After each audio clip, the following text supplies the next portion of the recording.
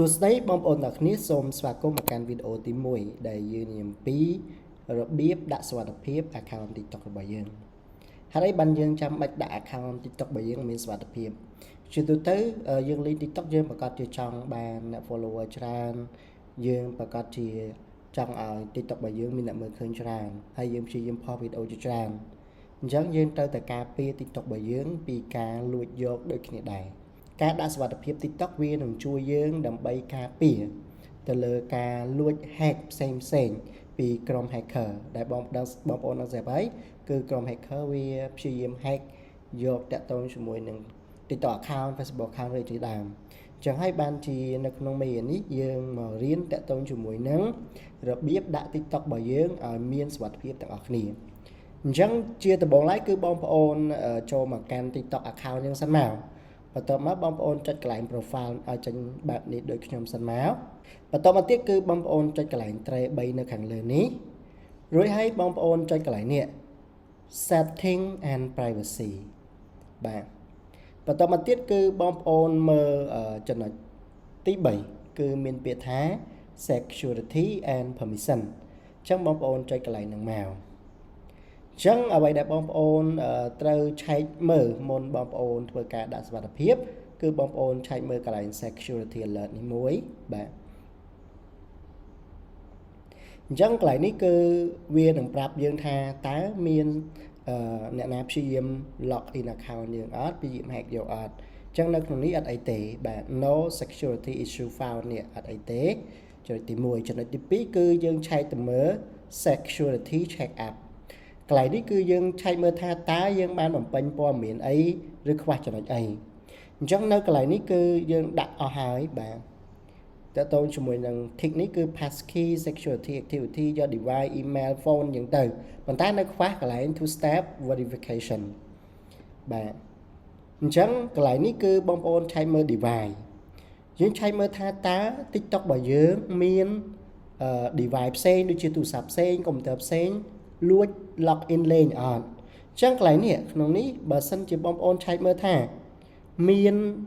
អ្នកផ្សេងព្យាយាម log in ណាបងប្អូននេះ device ដែលមិនមែនជារបស់យើងនេះដូចជា iPhone XR Chrome អីផ្សេងបងប្អូនឆែកមើលថាមិនមែនជារបស់យើងទេយើងត្រូវ log out ចេញឧទាហរណ៍ថាបងប្អូនឆែកមើលថានេះ Safari នេះមិនមែនរបស់យើងទេអញ្ចឹងបងប្អូន delete វាចោលទៅបាទអញ្ចឹងអ្នកហ្នឹងគឺឡើងអាចមើលអញ្ចឹងអា device ហ្នឹងទូរស័ព្ទហ្នឹងឬក៏កុំព្យូទ័រហ្នឹងគឺឡើងអាច log in ចូលលេង TikTok យ៉ាងទៀតហើយអញ្ចឹងបើសិនជាបងប្អូនសង្ស័យទៅលើ device ណាមួយបងប្អូនធ្វើការ remove